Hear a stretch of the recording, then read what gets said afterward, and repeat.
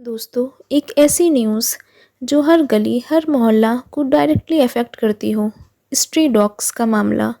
Supreme court ने इस पर ऐसा कदम उठाया है जिसके बारे में पूरे इंडिया में चर्चा हो रही है। आज इसी कहानी को समझते हैं। सब शुरू हुआ एक दर्दनाक खबर से। जुलाई के एंड में एक 6 साल की बच्ची की डॉग बाइट से मौत हो गई। ये रिपोर्ट जब सुप्रीम कोर्ट तक पहुंची तो कोर्ट ने खुद से यानी स्यू मोटो इस इशू पर ध्यान देना शुरू किया। 11 अगस्त को 2 जजेस जस्टिस परदीवाला और जस्टिस महादेवन ने ऑर्डर दिया, दिल्ली एनसीआर के सब स्ट्रे डॉग्स को 8 हफ्ते के अंदर शेल्टर्स में ले जाओ, वहाँ उनका स्टेरिलाइजेशन और वैक्सीनेशन हो और फिर उन्हें कभी वापस रोड पर ना छोड़ा जाए। लेकिन दोस्तों, जैसे ही ये ऑर्डर आया एक ज़बरदस्त बैकलैश शुरू हो गया। पब्लिक ने कहा कि इतने सारे डॉग्स को शेल्टर में शिफ्ट करना प्रैक्टिकली इम्पॉसिबल है। एक्टिविस्ट बोले, ये डॉग भी एक जीव है, उन्हें सड़क से हमेशा के लिए हटाना क्रूरटी के बराबर है।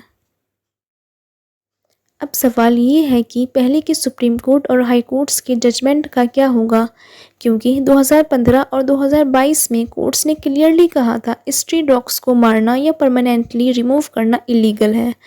मतलब नए ऑर्डर ने पहले के रूल्स को डायरेक्टली कॉन्ट्रडिक्ट कर दिया। सुप्रीम कोर्ट ने फिर क्लैरिफाई किया कि इंटेंशन डॉग्स को मारना नहीं, बल्कि पब्लिक सेफ्टी और स्ट्री डॉग्स के राइट्स के बीच एक बैलेंस बनाना है। जजेस ने कहा कि स्टेरिलाइजेशन, वैक्सीनेशन और अडॉप्शन पर फोकस करना होगा, सिर्फ शेल्टर्स पर नहीं। अभी मैटर सुप्रीम कोर्ट के पास पेंडिंग है और फाइनल गाइडलाइंस आनी बाकी हैं। मतलब फ़िलहाल स्ट्री डॉग्स को लेकर पूरा India wait and watch mode में है। ये इशू सिर्फ एक लीगल बैटल नहीं, बल्कि ह्यूमैनिटी, सेफ्टी और कंपैशन के बीच का टग ऑफ वार बन गया है।